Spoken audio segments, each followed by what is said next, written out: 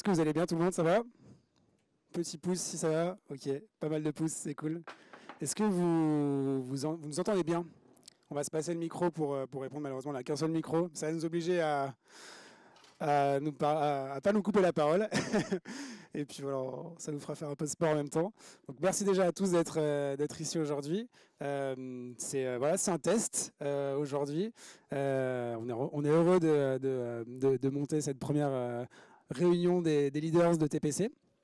Pour vous expliquer aussi un petit peu le contexte, The Product Crew a vachement évolué cette année. On a de plus en plus de leaders dans la communauté. On a dépassé les 10 000 membres. Et voilà, il y a de plus en plus de C-level, de VP Engineering, de VP Product, de Head of dans la communauté. Et donc des enjeux qui ne sont pas les mêmes que ce qu'on a pu connaître aux humbles démarrages de The Product Crew. Et donc en échangeant en continu avec la communauté, il y a beaucoup de nouveaux enjeux qui émergent. Je vais vous en lister quelques-uns et finalement ça converge énormément, donc je pense que vous serez pas dépaysés. Voilà, je cite quelques-uns des enjeux les plus récurrents quand j'échange avec vous depuis ces derniers temps. Il y a la question de faire évoluer son organisation pour répondre à des nouveaux objectifs, notamment celui de passer du scale à la rentabilité. Voilà, je ne vais pas faire le main levée, mais je pense qu'il y en a certains qui lèveraient la main si je demandais si ça les concernait. Augmenter l'efficience des équipes, faire mieux avec moins en ce moment, ces derniers mois, et peut-être aussi pour les mois à venir. Il y a aussi cette notion de maintenir l'engagement des talents qui composent l'entreprise au niveau de l'organisation.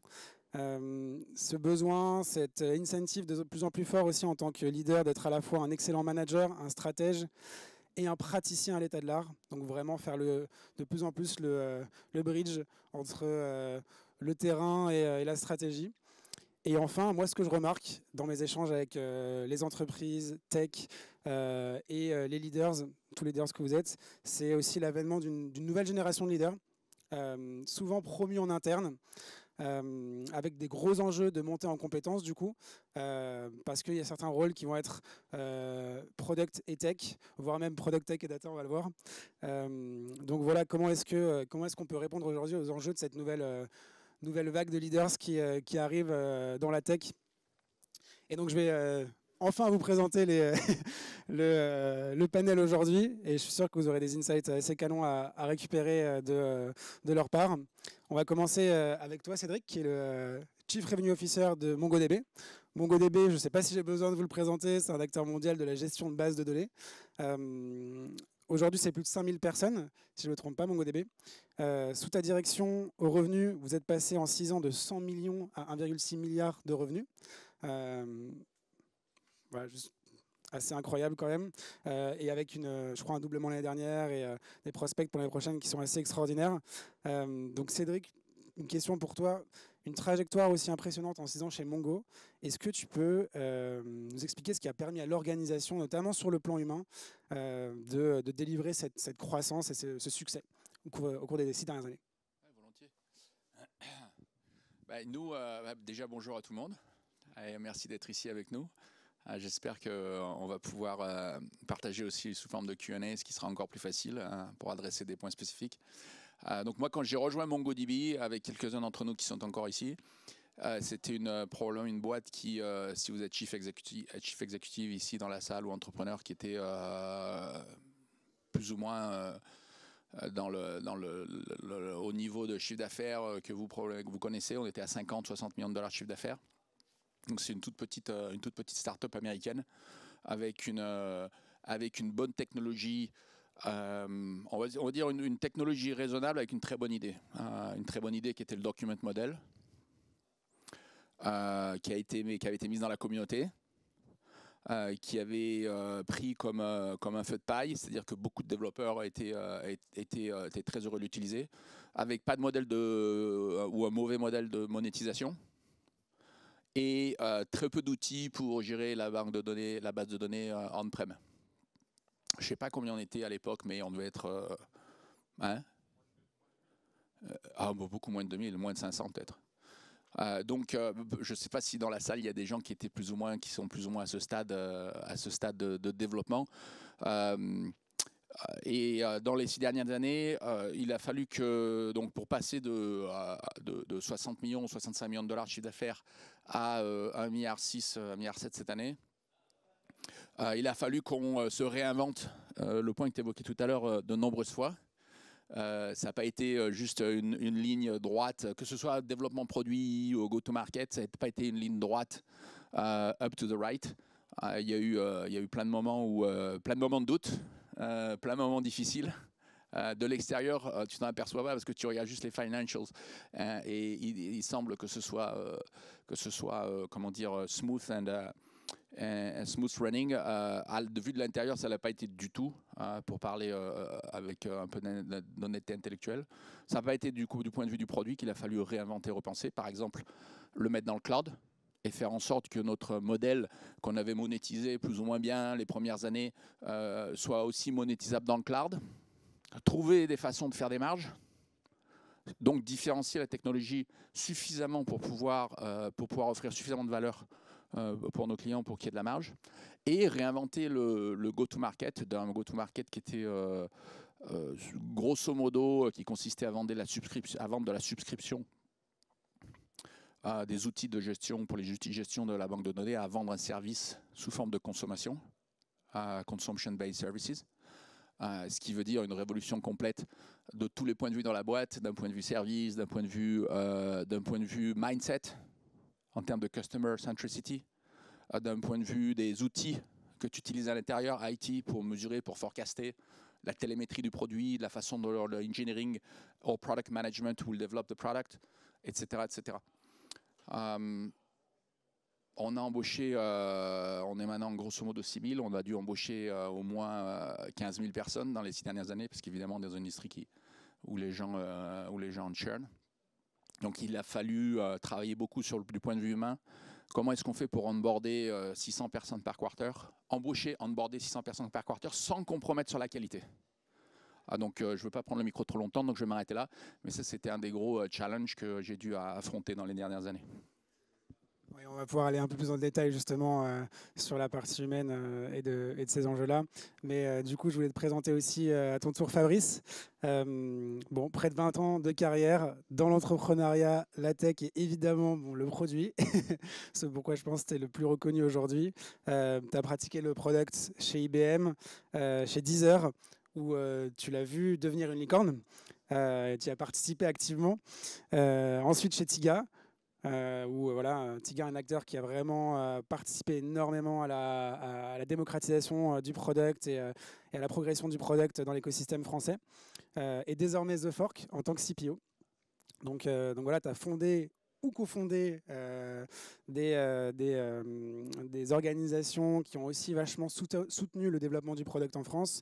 La Product Conf, évidemment, French CPO, French Produit, et j'en passe. Donc en d'autres termes, on peut vraiment dire que je pense que le paysage product en France serait un peu différent si tu avais choisi une autre voie.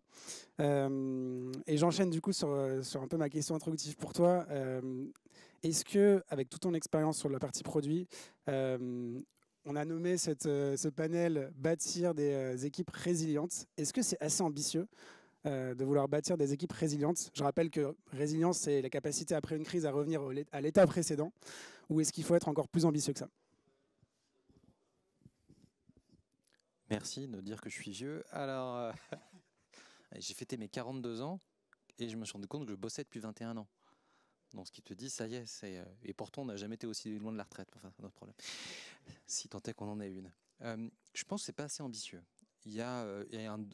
Dans le domaine de la biologie, il y a un truc qu'on appelle l'homéostasie, qui est la capacité d'un système justement à revenir à son équilibre. Et il y a un truc qu'on appelle l'allostasie, la capacité d'être en équilibre, entre guillemets, déséquilibré permanent. Quand on marche, c'est de l'allostasie. En fait, je pense qu'on est dans des domaines où on a besoin d'allostasie. C'est-à-dire, en fait, d'être capable de faire face à une crise et de se réinventer, et pas de revenir à l'état de base. The Fork a connu ça parce que vous imaginez bien que le Covid, The Fork l'a pris en pleine face, à un moment. C'est zéro business, hein, du jour au lendemain. Zéro business pour les restaurants, donc zéro business pour The Fork. Évidemment, on ne leur demandait pas de payer alors qu'ils n'avaient pas de business, ça ne servait à rien.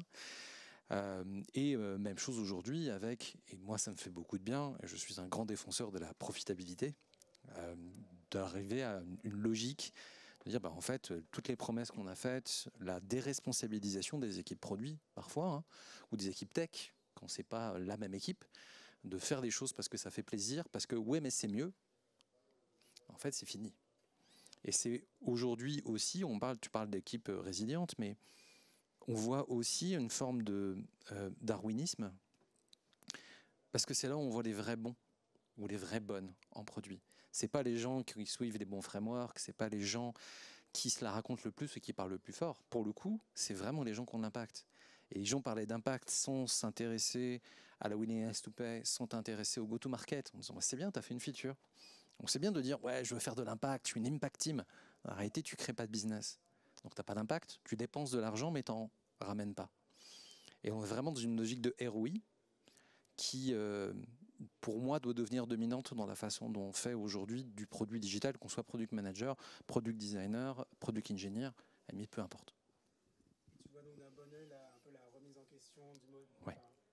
Moi, je suis un ancien entrepreneur qui, au maximum, a levé 5 000 euros.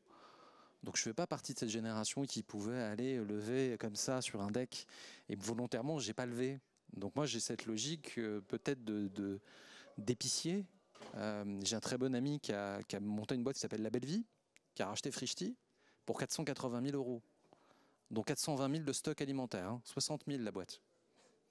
C'était une licorne quasiment, je crois. Je sais pas si non, ils n'étaient pas une licorne, c'était une ex-forti. Voilà. De dire que des boîtes comme ça puissent arriver aussi loin en vendant du vent, parce qu'on va venir à ça, c'est terrible à dire, mais c'est comme ça, avec des gens qui étaient contents d'être dans une boîte qui vendait du vent, parce qu'on avait vendu un mythe. Ça fait du bien de revenir sur Terre et de dire, oui, tu peux lever pour croître. C'est pas gênant de lever pour croître, c'est normal. Pour autant, il faut que tu aies des bases qui soient solides. Et moi, d'avoir un fils d'épicier qui est Paul Lay, qui a fait Frischti, qui a fait La Belle Vie, qui a refusé de faire de livraison moins d'un quart d'heure parce qu'il considérait que c'était pas tenable. Et donc, il l'a pas fait. Et moi, aujourd'hui, ça fait du bien de dire, on parle pas beaucoup de La Belle Vie, et c'est les seuls à avoir survécu et à croître et être profitable. Voilà. Et je suis client de La Belle Vie, donc voilà. Je peux vous donner un code de parrainage. Hein, Moi, je serais preneur. Cadeau. À ton tour d'être présenté, Benjamin. Je vous présente donc Benjamin, que vous avez déjà vu si vous venez souvent aux events CityScoot, aux events TPC avec ton parcours chez CityScoot. Tu as mené la refonte technique de CityScoot et tu as impressionné, je pense, toute la communauté avec ton talk. Je me souviens très bien de 20 personnes qui jettent sur toi juste à la fin de ton intervention. Faut pas être claustro. Et ah ouais, c'était impressionnant, on a tous un gros souvenir. Et donc, tu es arrivé au tout début de CityScoot. Tu as monté les échelons en interne. Tu étais Project Owner. J'ai regardé ton LinkedIn tout à l'heure. EM, VP Engineering, à présent CTO, mais aussi avec les casquettes de Product et de Data. Donc en intro, je disais un petit peu qu'il y avait cette jeune garde qui était en train d'émerger sur les leaders. Pour moi, tu en as une incarnation totale de cette nouvelle garde tech en France. Et donc, ma question pour toi, c'est aujourd'hui, de ton point de vue, quels sont les défis sur un rôle comme le tien chez CityScoot, où tu dois à la fois diriger la tech et le produit, tu me disais même effectivement la data, donc sur des rôles de CPTO, qu'on voit de plus en plus en ce moment. Je ne sais pas si vous le remarquez, mais voilà, c'est quelque chose qui émerge énormément. Donc, je reformule du coup, parce que c'était une question un peu longue, les défis sur ton rôle.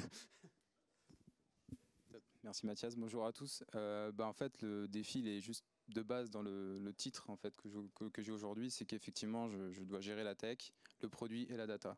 Donc moi, le gros enjeu, c'est que je viens de la tech, j'ai cofondé l'équipe tech qu'on a aujourd'hui, donc je maîtrise à 100% le background tech de l'équipe. Par contre, côté produit, c'est quelque chose que César, qui est dans la salle, m'a initié pendant la période où on était ensemble chez CityScoot, où je m'intéresse, où je veux monter en compétences et encadrer l'équipe. Mais par contre, c'est un vrai défi au quotidien parce qu'il faut arriver à accompagner l'équipe de product owner qu'on a avec nous, l'UX Research, etc. Et c'est quelque chose que je ne maîtrise pas, en toute honnêteté. Donc du coup, c'est comment allier la capacité technique que j'ai aujourd'hui et la maîtrise que j'ai pour la mettre aussi au service du produit.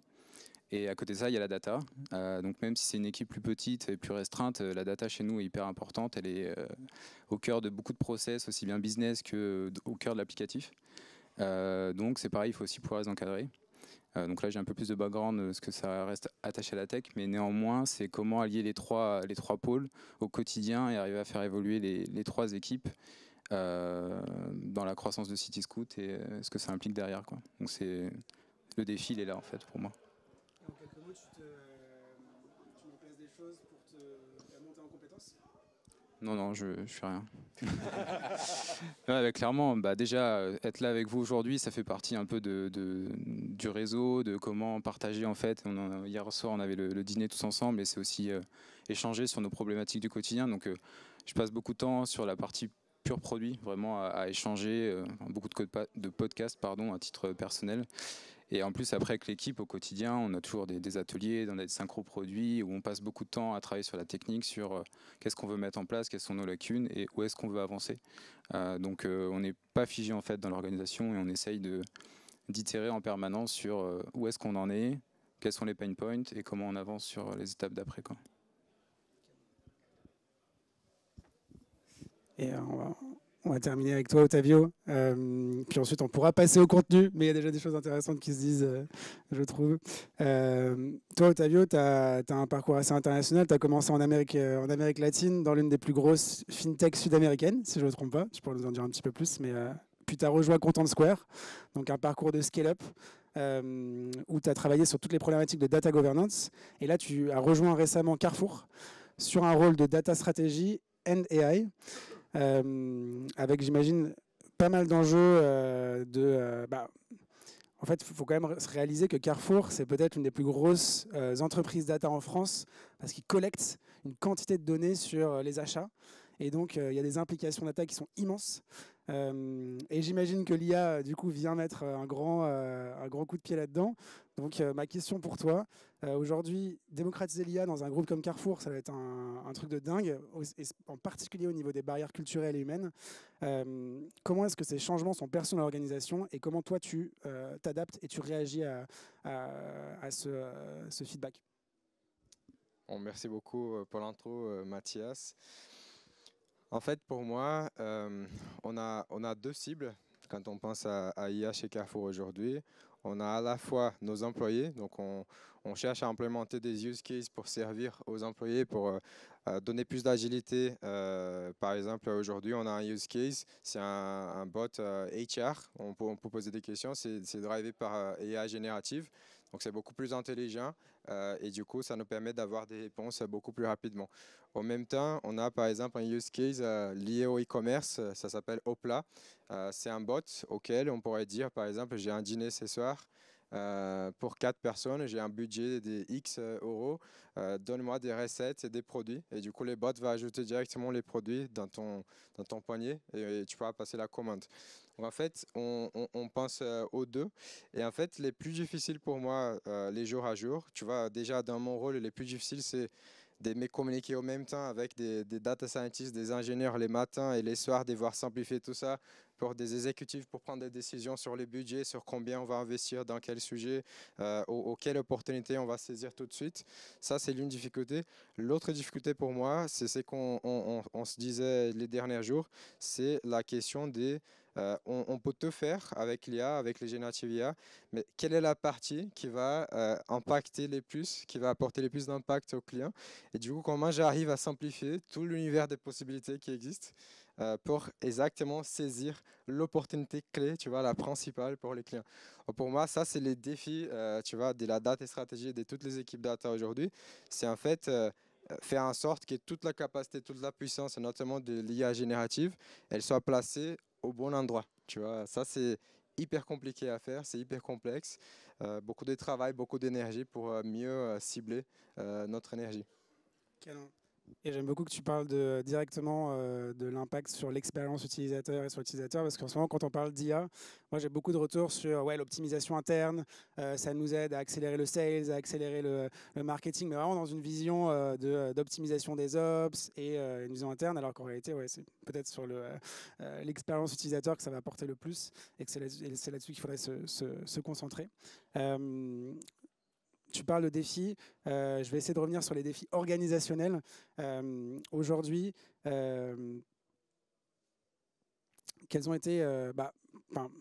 j'aimerais bien qu'on fasse un tour en fait, sur les défis et les challenges pour vous principaux ces derniers mois au niveau de vos organisations. On connaît le contexte, mais je pense qu'à l'intérieur de vos organisations, il y a des réalités différentes. Et j'aimerais bien que tu commences, Cédric, parce que là, on a parlé un petit peu des chiffres de MongoDB et on voit on va dire la jolie partie du tableau et l'incroyable story de Scale qui continue. Si on parle des défis, des challenges aujourd'hui, qu'est-ce que tu voudrais souligner au sein de ton organisation? Nous, le plus gros challenge, c'est que quand on est les early days d'une entreprise, les jours des pionniers, où tout le monde a un niveau d'énergie énorme, parce que c'est le Far West et c'est good days. Il y a un moment où quand tu es 5000 personnes, tu te poses la question de savoir comment comment ça va être day one encore chez MongoDB et comment ça va on va continuer à avoir des gens qui voient leur job pas comme un job mais comme une vocation. Qui vont, comment est-ce qu'on va instiguer dans l'organisation un enthousiasme, une passion autour de ce qu'on fait, que tu sois un engineer, un product manager, in sales, customer success, whatever. Comment est-ce que tu vas continuer à instiguer cette passion dans le day-to-day? Pour nous, c'est un énorme défi. Ça l'est pour toutes les boîtes qui grossissent. Je pense que ça commence, pour nous, ça commence, disons maintenant, mais ça aurait pu commencer avant. Donc ça, c'est un gros challenge sur lequel on bosse. Un deuxième, c'est que l'émergence justement nous, clairement, on est impacté sur l'artificial intelligence, non seulement en termes organisationnels en interne, mais aussi parce qu'on fournit des produits de la technologie sur l'artificial intelligence, en particulier vectorisation, vector search. Et MongoDB je ne sais pas si c'était annoncé aujourd'hui ou si ça va être annoncé dans les prochaines semaines, mais on a une très grosse direction sur tout ce qui est vectorisation et storage de vecteurs. Donc ça nous impacte de deux façons. Ça nous impacte d'un point de vue produit. Comment est-ce que tu adaptes ton architecture pour faire face aux nouveaux défis, aux nouvelles opportunités. Et ça nous impacte en interne parce que quand tu as 6000 personnes et que tu dis que tu vas lancer un outil de AI en interne, au-delà des aspects sécuritaires, au-delà de tous les problèmes liés à ça, ça veut aussi dire, c'est pas simplement le lancer, c'est aussi comment est-ce qu'on réinvente les process autour de l'utilisation de cet outil pour effectivement avoir un impact business, pour effectivement être capable de dire, là on avait 200 personnes, on pourrait en avoir 50, ou là on avait 200 personnes, on garde 200, mais on va donner une expérience client beaucoup plus puissante. Donc tout ça, c'est des sujets sur lesquels on travaille beaucoup. Les enjeux de transfo. Est-ce que tu veux réagir, Fabrice, là-dessus? Je ne sais pas si tout le monde connaît The Fork ou La Fourchette, plutôt. Changer de branding en plein Covid, c'était vraiment une idée complètement con. C'est quand même exactement ce qu'il ne faut pas faire, mais bon, j'étais pas là, donc je ne juge pas, c'est trop facile. Nous, la problématique, ça a été une dette, mais une dette partout.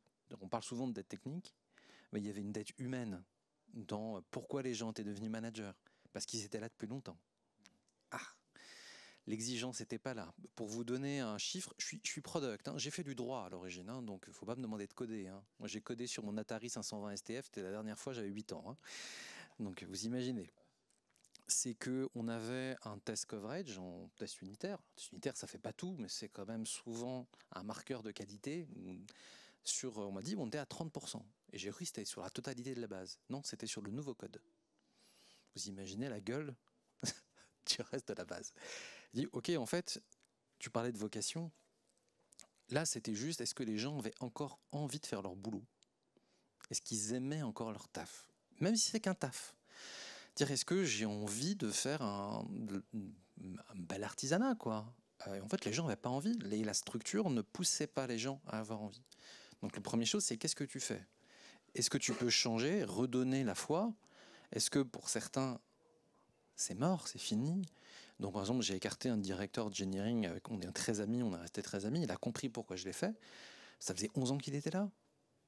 Et en fait, à la fin, mais il avait quasiment connu que cette boîte-là. Donc, il ne pouvait plus apporter. Il n'était plus fait capable d'apporter ça. Et c'est pas lié à son manque d'intelligence, de talent et autres. Et aujourd'hui, il s'éclate à faire des choses beaucoup plus petites. Et donc, tout va bien. Et sur le produit, de voir aussi quelle était l'aversion au risque des gens. Parce que soudainement, avec quelqu'un comme moi, qui a tendance à pousser les choses, je suis encore une fois très entrepreneur, donc je prends de la place en plus. Voilà, c'est ça pour pas me confirmer. Et donc j'ai envie d'avoir des gens qui tentent des choses, même s'ils se plantent. C'est pas juste ah oui, fail and learn, c'est pour le coup, mais vas-y, fais-le rapidement. Par contre, tu crames 2 semaines, mais me fais pas un plan de test sur 3 mois. Je dis non, tu vas vite, vélocité d'apprentissage. Et je te reprocherai jamais d'avoir perdu un peu d'argent, parce que tu fais de l'investissement, c'est normal de perdre de l'argent sur certains invests. Par contre, évite de perdre 500 000 euros si tu veux bien, quoi. Et tu as des gens qui sont pas faits pour ça. Ils sont pas venus dans la boîte avec ce contrat-là. Donc, est-ce que tu peux les accompagner eux aussi à changer? Ou est-ce qu'il y a des gens, et malheureusement, dans certains cas, où on dit, en fait, je ne peux pas créer l'environnement qui va te permettre d'être à l'aise. Et ce que je te demande, c'est pas sortir de ta zone de confort, c'est aller dans une zone d'anxiété. Et en tant que manager, je ne veux pas te mettre dans une zone d'anxiété. Donc, qu'est-ce qu'on fait? Voilà. Et c'est dur de dire ça à des gens qui étaient en truc pas peinard, c'est pas méchant, mais qui se sentaient pas en danger jusque-là. Mais c'est des vrais choix de management. Et en fait, ils payent la dette au niveau personnel parce qu'on les a engagés, qu'on les a pas challengés, qu'on les a pas, et c'est pas leur faute. Et donc, mais c'est quand même eux qui payent. Il faut avoir le courage de le faire. Faut avoir, moi j'ai quelques fois où j'ai mal dormi, hein. Je vais être franc. Mais avec beaucoup d'honnêteté, ils ont compris pourquoi je le faisais. Voilà. Tu parlais de ces enjeux à un niveau un peu macro puis micro. Est-ce que toi, du coup, depuis ces 1 an et demi, tu as engagé des transformations? Est-ce que tu peux nous en parler? The Fork, c'est une boîte qui était tout sauf produit. Donc The Fork, tout le monde voit comment ça marche. A priori, vous réservez un restaurant. The Fork prend des fees sur la réservation et prend un peu d'abonnement sur la partie restaurant pour des services au-delà. C'est une boîte qui marche depuis 16 ans avec le même modèle et qui est leader, qui se fait bien attaquer maintenant par ZenChef, par l'équivalent, mais il dit toujours oui, mais on est leader. Le problème, c'est que des gens qui sont dit on est leader, on a quelques exemples que tout le monde connaît, plutôt mal finis. Et donc nécessairement, l'équipe produit n'était pas faite pour que le produit soit vu comme l'investisseur du ROI de la boîte. C'était très enablement du marketing d'un côté, des sales de l'autre. Et donc c'était des rapports assez classiques, toxiques, hein, de marketeurs ou marketeurs qui voulaient des choses en très projet, très one-shot, et des sales, pareil, très one-shot, parce qu'on ne le poussait pas à penser en commun. On leur demandait des objectifs individuels au niveau d'un territoire. Et donc forcément, la nature humaine fait que je vais plutôt tirer la couverture à moi. Et donc toute la structure d'incentive encourageait ce genre de comportement. On ne peut pas le reprocher à la personne. C'est la structure elle-même qui vient tirer ces leviers de motivation-là. Et on a changé drastiquement les rapports qu'on avait, je vais prendre le côté sales, en parlant de co-investissement. C'est-à-dire qu'on n'a plus de request. Les country managers sont autour de la table. On a un comité d'investissement une fois tous les 2 mois. Ils ont le droit de proposer des choses. Nous, on les challenge. C'est les équipes qui vont les challenger en amont pour avoir quelque chose de prêt. Mais si on décide d'investir, on décide tous ensemble d'investir. Donc si c'est le mec de la France, en fait, c'est pas pour le marché français, c'est pas grave. Il ne peut pas tirer ça qu'à lui. Et si ça ne marche pas, alors que, parce qu'ils ne nous ont pas donné les moyens de tester, on n'a pas accès aux data, on n'a pas accès aux customers, en fait, ils n'ont pas investi, ils n'ont pas joué le jeu. Et ils ont faire taper dessus. Ils ne pourront plus dire, oui, mais c'est le produit qui. Voilà. Et donc, ça a globalement changé complètement les rapports qu'on a avec eux. C'est beaucoup plus sain. Et dernièrement, il y a une country manager qui a dit, bon, bah, c'est pas grave, je reproposerai ça en espérant qu'un jour, on pense que cet investissement peut avoir plus de valeur que d'autres investissements. Là, tu dis, c'est bon, j'ai pas gagné la guerre, on va vraiment gagner une bataille. Ça, c'est vraiment sur la partie sales. Sur le parti marketing, on galère toujours. Et je pense officiellement qu'on ne sait pas, on forme mal les marketeurs en France. Je pense que la plupart des marketeurs sont des chèvres aujourd'hui, quand on parle de digital. Parce qu'en fait, ils font du marketing comme s'ils étaient chez L'Oréal. Et chez L'Oréal, ce qui est important, désolé, hein, je suis très direct, j'étais Product Marketing Manager, hein, donc voilà, je peux le dire, j'en suis. On apprend à faire du marketing chez L'Oréal parce que tout ce qui est important dans L'Oréal, c'est pas ce qu'il y a dans la bouteille, c'est ce qu'il y a autour. Alors que nous, ce qui est important, c'est ce qu'il y a dans la bouteille. Et ça veut dire qu'on peut pas faire la même chose. Et que les 4 P, en fait, le P du produit, ils l'ont plus. Sauf qu'ils ne travaillent pas de cette façon-là. Et en fait, on a manqué, pour moi, en France, le virage de comment on accompagne des gens qui font du marketing à faire du marketing dans une boîte tech. Et c'est pas la faute des gens. Les gens ne sont pas bêtes, ils ne sont pas bornés et autres. Ils appliquent un logiciel qui n'est pas adapté à l'environnement. Ouais, complètement. Et en sous-jacent, tu as vraiment la notion du sujet du leadership.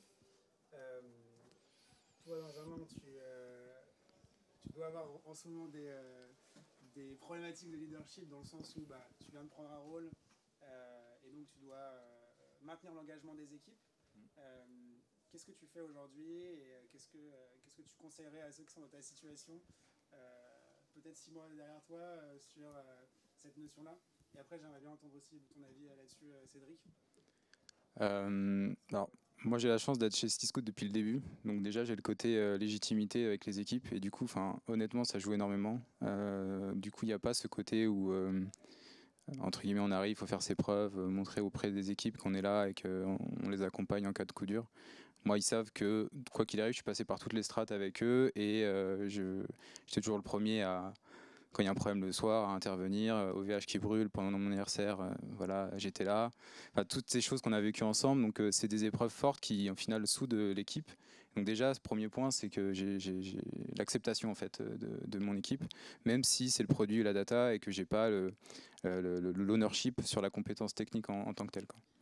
Après, pour maintenir l'engagement, et dans ces temps difficiles, en plus, nous on est en refonte technique, on est en train de changer toute la stack, avec en plus des enjeux de contexte liés sur la rentabilité de la boîte. Donc il n'y a pas non plus beaucoup d'argent. Et en plus, on est dans un contexte où on est leader du marché, donc même avec ça, il faut se réinventer, etc. Donc toute cette ambiance fait que c'est pas évident.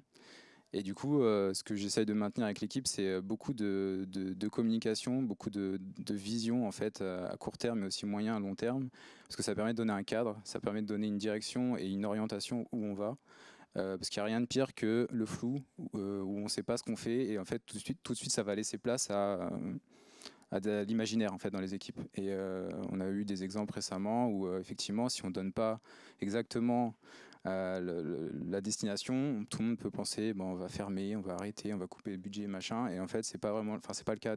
Donc c'est donner du sens, être présent aussi dans les moments difficiles parce qu'il y en a. Et donc du coup, j'accorde beaucoup d'importance au bien-être dans l'équipe. Parce que pour moi, c'est pas concevable que le succès et la performance soient présents si on n'a pas cette équation-là.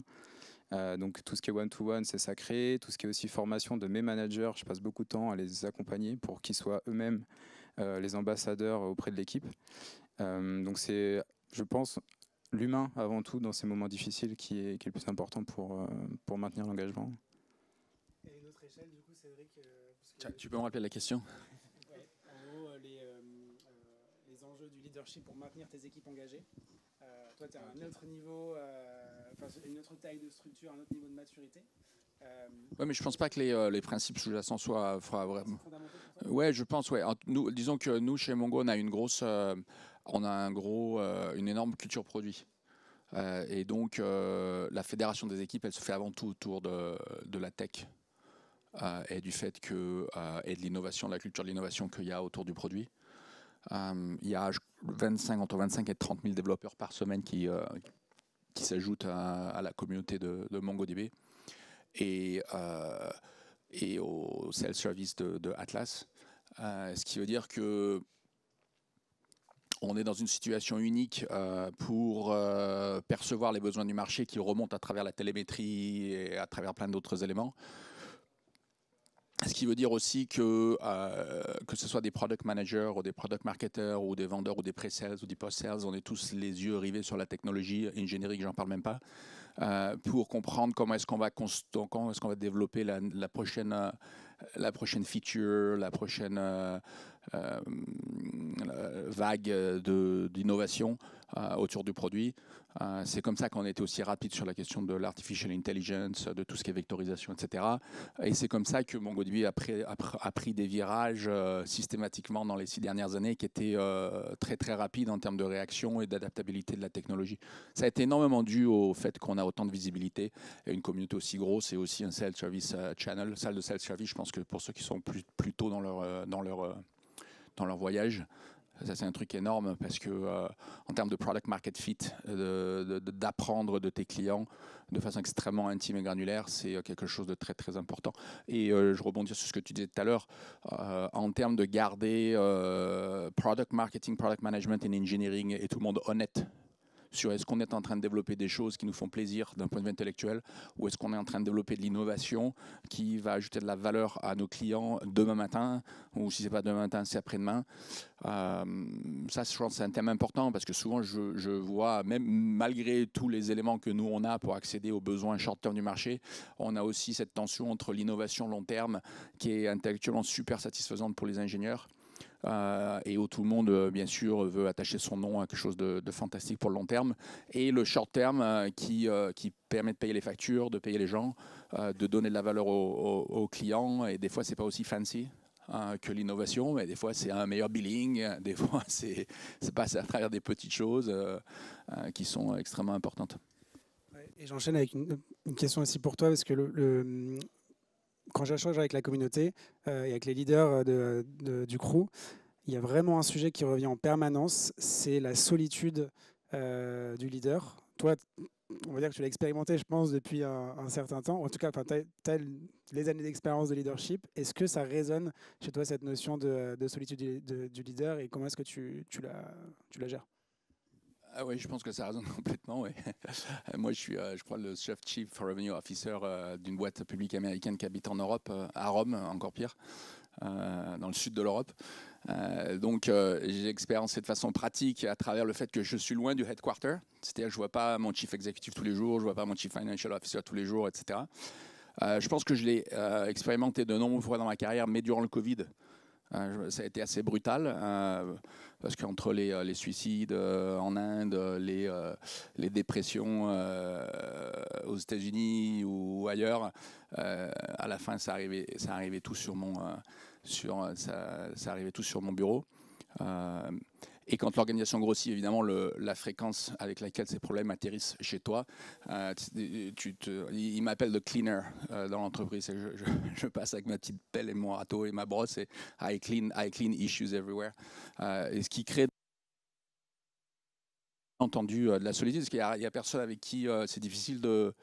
je ne sais pas si some chief executives here comprennent ce que je dis, mais c'est difficile de te retourner avec tes amis qui en général savent pas de quoi tu parles, avec tes familiers qui le voient mais pas ils ont vraiment l'expérience, ils le comprennent intellectuellement, mais en pratique pas tellement. Il n'y a personne d'autre à qui en discuter dans l'entreprise, parce qu'évidemment, en étant le leader, tu veux pas aller intoxiquer tes équipes avec tous les problèmes qui se passent. Et puis aussi, je pense qu'il y a un problème d'arrogance intellectuelle, ou en tout cas de manque d'humilité, qui est important. Et je ne sais pas si vous connaissez ce prix Nobel qui s'appelle le IG Nobel Prize. Tu connais des idées rigolotes, mais c'est une parodie de prix Nobel, et qu'ils ont commencé à distribuer il y a une trentaine, je pense, à Harvard et l'MIT. Et le IG Nobel Prize, l'idée, c'est des idées provocatrices qui font rire, mais qui font aussi réfléchir. Et il y a quelques titulaires de l'IG Nobel Prize, de cette parodie, qui ont terminé avec un Nobel Prize quand même. Donc c'est rigolo, mais bon, quand même, quoi. Okay. Et en 2021, le IG Nobel Prize, IG c'était pour ignoble, Nobel Prize ignoble. Les gars qui l'ont eu, c'était 3 Italiens, un Sicilien et un Palermitain et 2 Calabrais. Donc déjà, bon, c'était rigolé. Et ils l'ont eu en modelant, en créant un modèle mathématique qui modélisait le rôle de la chance dans le succès professionnel. Pourquoi je parle de ça? Le paper est assez facile à lire, c'est 30 ou 40 pages de maths, je dirais pas de base, mais pas trop complexe. Et la conclusion du papier, c'était que plus de 50% du succès professionnel est dû à la chance. Qu'est-ce qui fait qu'un spermatozoïde a rencontré un ovule plutôt qu'un autre spermatozoïde? C'est pas parce que vous étiez smart, c'est parce que vous nagiez mieux probablement, mais rien à voir avec being smart or driven, ou être mieux qu'un autre, ou pire qu'un autre. Le fait qu'on soit né en France plutôt qu'au Burundi ou ailleurs, on aurait pu être le même dans un pays moins favorisé. On n'a rien à voir avec ça. On doit dire merci aux générations précédentes, mais certainement pas à nous. Pourquoi je parle de ça? Parce que la conclusion du paper, elle était assez intéressante, parce qu'il disait si tu arrives à intégrer ça en tant que leader et à intégrer le fait que au moins 50% et probablement plus de ton succès professionnel est dû à la chance. Si tu n'arrives pas à l'intégrer, ça veut dire que tu déduis que ceux qui n'ont pas eu le même succès professionnel, c'est à cause d'un manque de drive, un manque d'intelligence ou à cause d'un manque de qualité personnelle. Et à partir du moment où tu fais ça, évidemment, il y a une dichotomie d'empathie immédiate et une perte d'humilité immédiate. Et ça crée de la solitude. Donc je pense qu'en réfléchissant beaucoup au problème, en ayant souvent l'occasion de m'y confronter, quand on arrive à lutter contre cette tendance naturelle qui te fait croire que plus tu es comme entrepreneur ou comme venture capitalist ou autre, plus tu es successful, plus tu dois à toi-même, tu crées les conditions de ta propre solitude et tu n'es pas obligé de le faire. Ouais, j'espère que je pense que ça résonne avec pas mal de personnes ici. J'ai pas de transition pour la question suivante. Je vais essayer d'avancer vite parce que je veux du temps pour que vous puissiez poser vos questions. Et il y a quand même une question en management, c'est quand même le recrutement. Si on recrute pas les meilleurs, ça va être compliqué de seul lever l'organisation. Et donc, je voulais la poser en priorité à toi, Ottavio, parce que tu es passé de la scale-up où c'était super sexy, on va pas se mentir, voilà, avec Content Square, première licorne B2B française et compagnie. Tu passes chez Carrefour. Comment est-ce que tu continues à attirer des top talents? Je dis pas que Carrefour n'est pas sexy, mais ça doit quand même être une attractivité qui est différente. Comment est-ce que tu l'analyses et aussi comment est-ce que tu continues à attirer les meilleurs talents pour l'organisation? En fait, je pense que l'attractivité d'une société, elle est aussi liée un peu à l'image qu'on transmet sur LinkedIn, sur les réseaux sociaux. C'est aussi lié à ça. Donc en fait, si je compare Content Square versus Carrefour par exemple, je pense que chez Carrefour on fait beaucoup d'efforts et ça marche très bien. Je pense par exemple jeudi j'étais à Copenhague pour une conférence pour présenter pendant 1 heure les initiatives AI et data des Carrefour. Et même en Danemark, alors qu'on n'a pas de magasins physiques là-bas, on est reconnu comme un géant de la tech, data et AI dans le monde du retail. Et du coup, récemment, j'ai un exemple très clair. Il y a quelqu'un qui m'a contacté. C'était quelqu'un qui était un pré-MBA chez McKinsey. Et c'est une personne qui disait, je suis passionné par les retail. Et je voulais travailler dans un projet groupe global data. Et j'ai vu sur LinkedIn que tu es chez Carrefour, basé à Paris. Je suis intéressé à vous rejoindre. Et du coup, c'est une personne qui arrive dans quelques mois. Et en fait, son arrivée, c'est grâce aux publications, à l'image. Tu vois, tous les posts sur la data, sur l'AI. C'est ça que j'ai fait sur les réseaux. Est-ce que tu as le sentiment sur ta branche de métier qu'il y a une meilleure attractivité des grands groupes ces derniers temps par rapport à peut-être les années, on va dire les 5 dernières années? Je ne sais pas s'il y a un gros changement. En fait, c'est que je vois, c'est vraiment une question des profils ou des personnalités. Je pense que la plupart des gens pourraient se retrouver dans des startups scale-up ou des startups au tout début. Et ils pourraient aussi se retrouver dans les grands groupes. Moi j'ai réfléchi toujours à avec qui je vais travailler, quelles sont les ambitions, quels sont les projets. Et je pense que n'importe qui, dans n'importe quel domaine, pourrait se retrouver dans une scale-up à faire un projet qui n'est pas du tout intéressant. Et au contraire, rejoindre un grand groupe et vraiment s'épanouir et vraiment avoir un grand plaisir de travailler. Donc en fait, depuis que j'ai rejoint Carrefour, je suis hyper content. Je travaille avec des top talents tous les jours. Et je pense que ça se voit depuis l'extérieur. Et c'est pour ça que, par exemple, il y a une personne de McKinsey qui me contacte directement pour nous rejoindre. Tu me disais, tu as vraiment le sentiment d'avoir de l'impact. On en a parlé plusieurs fois, justement par l'échelle et ce que les projets et le business model même de Carrefour qui impactent la réalité des gens du quotidien. Est-ce que quelqu'un veut réagir aussi sur cette idée de comment attirer encore les meilleurs dans un contexte ultra compétitif, des secrets à partager avec l'audience aujourd'hui? Moi, je pense qu'il y a une grosse, il y a la génération, enfin vos générations. Moi, je suis un peu plus vieux, malheureusement, peut-être le plus vieux de la salle. Et je pense que l'importance de la dimension learning est très forte. Moi, je suis toujours fasciné par la curiosité intellectuelle des gens avec lesquels que je rencontre. Et donc, en tant que business, tu dois pouvoir répondre à la question de quelqu'un qui rejoint ton organisation. Tu dois pouvoir répondre à la question qu'est-ce que je vais apprendre avec toi que j'aurais pas pu apprendre ailleurs.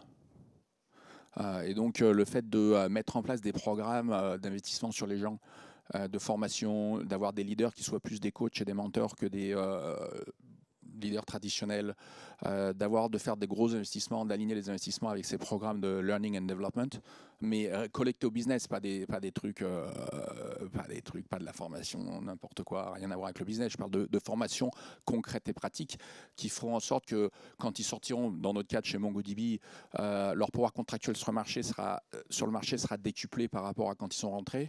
Je pense que c'est un motif c'est important pour le business lui-même et aussi c'est un motif de satisfaction c'est facile de vendre ça pour embaucher, attirer les talents et c'est une proposition cohérente en tant que leader d'un point de vue satisfaction personnelle. Tu sais que les gens qui vont passer 1 an, 2 ans, 10 ans avec toi, ils sortiront pas de la même façon que quand ils sont rentrés. Quand ils sont rentrés. Et ça, je pense que c'est vachement important pour les jeunes générations. Enfin, pas que pour les jeunes. Moi, ça l'est encore pour moi. J'espère que ça l'est pour vous. Oui, on a beaucoup de gens qui ont choisi très longtemps les boîtes par rapport au côté sexiness, uniquement. Alors je dis pas, moi c'est vrai que on fait parler quelqu'un de Carrefour pour la première année à la ProductConf, c'était pas notre habitude, justement pour dire en fait, oui forcément c'est pas forcément exactement le même produit, les stakeholders sont pas les mêmes, c'est normal qu'il y ait des contraintes différentes, mais c'est des contraintes différentes et donc des solutions différentes et peut-être des choses qui peuvent être inspirantes parce que c'est pas la même échelle. Et d'ailleurs, c'est un des talks qui a été le plus apprécié de toute la ProductConf. Voilà. Donc, bien joué Carrefour. Je n'ai pas d'action Carrefour. Je n'ai pas de bon de parrainage non plus, désolé. Non, la belle vie. Voilà, juste la belle vie, pas Carrefour. Chacun son choix. Ouais. En revanche, il y a un truc qui est important, et là je te suis complètement, c'est pas les gens ils disent toujours, moi ce que je veux c'est des career ladders et autres, et ils restent bloqués là-dessus. C'est d'arriver à faire comprendre aux gens que, par exemple, il n'y a pas que le management dans la vie comme réussite. Ça, c'est extrêmement dur. Alors, en France particulièrement, je sais que c'est pas qu'en France, mais c'est une conversation que j'ai eue avec plein de gens qui commencent à devenir seniors et qui ont l'impression qu'ils n'ont pas leur mot à dire s'ils ne sont pas managers. Et on n'encourage pas les contributeurs individuels, et c'est là où je reviens à ce que tu disais en introduction sur notre responsabilité peut-être dans cette nouvelle génération de leaders, d'être aussi des praticiens à la base, c'est que oui, je peux former mes équipes. Je suis le plus fort en produit de mon équipe, aujourd'hui. J'espère bien, à la fin, que ça va être dans l'autre sens. Ils vont me souffler parce que je ne connaissais pas ce truc-là. Et pour moi, ça sera un de mes critères de succès en tant que manager. C'est quand je serai moins bon que les autres et que je serai totalement inutile. Je pourrais rester à la maison et faire mes courses sur la belle vie Carrefour de temps en temps. Voilà. Juste ajouter un truc par rapport à tout ce qui a été dit, parce que je suis aligné avec ça. Nous, on a aussi la chance d'avoir une société à impact, quelque part, où on propose un service de mobilité vert qui permet aussi de transformer la ville. Donc derrière aussi, au recrutement, ça joue beaucoup, parce que ça envoie une image quand même sur les nouvelles générations ou avec les tendances qui arrivent, qui sont hyper attirantes, où les gens, ils ont aussi, au-delà du career ladder, du côté sexy, de pouvoir contribuer à un projet impactant qui dépasse seulement leur travail. Et nous, on le voit, ça joue énormément en fait.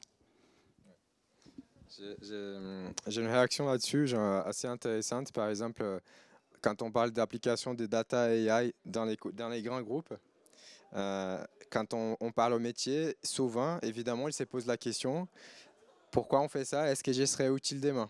Je suis là depuis 30 ans, j'ai fait un travail qui est manuel, j'ai fait une extraction des données, après j'envoie ça à telle personne. Et du coup, ça c'est une question qui se pose dans un grand groupe quand tu commences à implémenter des use cases data et AI. Et du coup, en fait, j'étais hyper surpris quand j'ai parlé à plusieurs métiers des Carrefour qui étaient hyper contents. Voilà, ça fait 20 ans qu'ils travaillent exactement de la même façon avec Excel, avec une application IT où ils font des extractions de données. Et après, ils envoient ça à quelqu'un. Et ils sont hyper contents avec la nouvelle, c'est qu'on va lancer un programme de formation qui va toucher des milliers de personnes. Et du coup, ça veut dire qu'un métier qui est peut-être dans la quarantaine, dans la cinquantaine, peut-être pour la première fois, ils vont faire du SQL, ils vont faire une petite analyse en Python. Et en fait, j'ai entendu de la part de plusieurs personnes, ça va changer ma vie. Je vais automatiser des choses. Genre aujourd'hui, tout ce que j'ai fait, c'est hyper manuel. Et je ne m'attendais pas. Je m'attendais que ça soit plutôt un jeune en start-up qui soit très excité avec l'opportunité de faire du SQL, du Python. Mais en fait, non. Même dans certains cas, des métiers qui sont là depuis 20 ans, genre, ils arrivent à retrouver du plaisir pour rejoindre ce type de formation, ce type d'initiative. C'est canon, ouais. Super témoignage. On va passer du coup aux questions, mais juste avant, une question one shot pour chacun de vous, pour clore un petit peu et puis laisser la salle avec un petit peu de matière à réfléchir. En une phrase, à votre avis, quel est l'enjeu qui attend les leaders de cette pièce, le plus gros enjeu en 2024?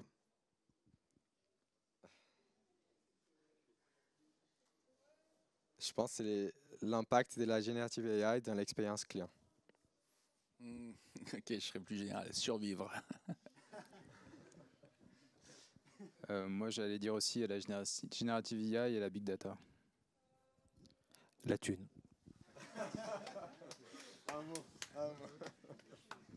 Merci à vous. Est-ce qu'il y a des questions dans le public? On a quelques minutes. Profitez-en. 5 minutes. Ok, très bien. Allons-y. Essayons d'être rapide si ça ne vous dérange pas. Comme ça, on pourra poser beaucoup de questions. Ouais, c'est une question pour Fabrice. Tu as parlé de déséquilibre. Moi, c'est un sujet qui parle. Je suis un CPO, mais je suis un entrepreneur avant. J'ai découvert tard que ça s'appelait CPO. J'ai l'impression qu'il y a vraiment deux profils de PM. Il y a le PM entrepreneur, un peu red team, qui remet en cause. Et il y a le PM finisseur qui fait l'improvement d'1%. Et quand tu es gros, ça vaut le coup. Comment tu les fais collaborer et comment est-ce que tu as une règle, rule of thumb, pour faire un équilibre entre ces deux populations-là? Alors, tu as des périmètres qui sont plus ou moins ouverts au risque et à l'innovation. Quand tu es dans une certaine taille d'entreprise, évidemment. Tu prends chez The Fork, on a une partie plateforme, par exemple, clairement, on est dans l'improvement. Et je sais que j'ai besoin de gens, c'est pas des gens qui vont prendre énormément de risques, mais par contre, ça va être nickel. Et c'est ce dont tu as besoin pour une notion de plateforme. J'ai sur certains périmètres produits des choses qui sont beaucoup de low-hanging fruit. Voilà. Et je sais que dans certaines équipes, sur le total, moi j'essaie toujours d'avoir un rapport de 20-25% d'enabler de low-hanging fruit, 60-65% de product work et 15% de bets. Et si j'arrive à avoir cette répartition de portfolio d'investissement, je considère que je fais bien mon taf. Mais pas équipe par équipe, c'est impossible. Et c'est ce genre de profil. Le tout, c'est que, et je parle beaucoup aux profils pour lesquels moi je suis le moins à l'aise, c'est-à-dire les gens qui sont des finishers. Moi, naturellement, je pense qu'on est pareil, j'ai envie d'avoir des gens qui ont la dalle, quoi.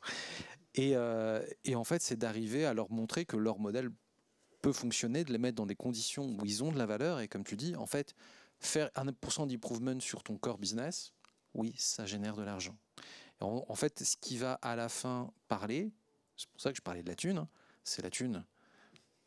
C'est-à-dire qu'à un moment, c'est ça, tu as un impact. Ok, c'est différent, c'est peut-être moins sexy pour certains d'autres, mais ta façon de faire, l'autre à côté qui est pur entrepreneur, il n'y arriverait jamais. Il se casserait les dents dessus, il n'aurait peut-être pas la patience d'aller expliquer à un chef du marketing en face que c'est pas comme ça qu'il faut faire. Moi, je n'ai pas cette patience-là. Si ça se sent, non? Un peu, ouais. J'adore ce côté caché. Tu veux répondre aussi un petit peu là-dessus ou... Non, je pense qu'il a tout dit. Je suis d'accord, je suis d'accord qu'est-ce qu'il est. Allons-y, hop. Merci en tout cas pour tout votre talk. Moi j'ai une question purement management et désolé pour ma voix, elle est complètement défoncée. Moi je suis aujourd'hui, je suis dans une toute petite boîte, on est une quinzaine, et je suis manager d'une équipe produit. Moi je suis PM de base, mais je manage un product designer, une UX writer, une product data analyst, des compétences que j'ai pas. Donc c'est toi Benjamin qui parlait notamment de l'ownership technique et tout ça. Et comment... En plus, c'est pas des profils juniors, donc comment comment on peut amener à ces gens, justement, tu parlais aussi de vision, mais sur la carrière, et comment on accompagne des profils pour lesquels t'as pas forcément d'ownership technique. C'est une bonne question. Je pense qu'il faut aussi que tu t'intéresses à leur métier quelque part. Enfin, il faut aussi que tu puisses les accompagner sur quels sont les défis de leur métier et quelles sont les évolutions possibles et comment tu intègres ça après dans ton équipe et dans les projets aussi de la boîte. Moi, ce que je fais avec le produit, comme je l'ai dit, j'ai pas l'expertise ni côté data ni côté produit. Mais par contre, je m'intéresse beaucoup à ce qui se fait, aux tendances du marché dans ces métiers et comment je peux aussi les amener à grandir vers ça. Et le but, c'est aussi toujours de les challenger de pourquoi tu fais ça, qu'est-ce qui va pas, comment tu peux t'améliorer. Et naturellement, tu vas aussi pouvoir les pousser à monter en compétences et à prendre plus de place. Juste pour compléter, moi je me dis je suis pas tech, je suis pas X-Writer, je suis pas designer. Faut pas demander de faire de l'UI. Hein, je suis pas bon au Pictionary, tu vois, du tout. Je caricature évidemment. Moi, je dis pas que ça marche pour tout le monde, mais moi je fais des ponts avec des gens que je connais. Je peux pas répondre à ça. Donc, voilà, je m'intéresse à l'X-Writing, donc j'ai Gladys Nandioki qui est connue sur le marché. Je l'ai mis en contact, mon X-Writer, avec Gladys. Parce que moi, ça me coûte rien, entre guillemets. Et en fait, il y a une forme de mentoring qui s'est fait et elle s'est mise à communiquer avec les communautés. Et c'est pas pour caresser dans le sens du poil de Pod Crew, mais c'est aussi d'ouvrir, de faire de l'enablement en disant mais vas-y, reviens, dis-moi ce que tu en as appris de cette rencontre-là. On peut se faire une presse ensemble devant tout le monde pour que tu expliques mieux le rôle, de quelles sont les évolutions potentielles. Tu peux être juste un sparring partner et être un connecteur de dots. Voilà. Pour moi, ça marche. Je dis pas que ça marcherait partout. Hein. Super. Je crois qu'on n'a pas le temps pour une dernière question, mais on a le temps pour faire une photo, parce que c'est le premier événement quand même des leaders TPC. Est-ce que ça vous va si je vous mets un petit peu en ligne là et on se prend une photo de groupe voilà. Est-ce que je vais arriver à tous vous avoir? Yes. Hop. Ouais, grave, tous en l'air. Ah, tu veux dire en mode selfie? Attends, j'en fais deux quand même, qu'il y en ait une des pas mal. Yes. Allez, tac. Ouais, effectivement. C'est bon, t'es bien coiffé. Let's go. Gros smile. Merci à tous. Merci Cédric. À bientôt. Merci.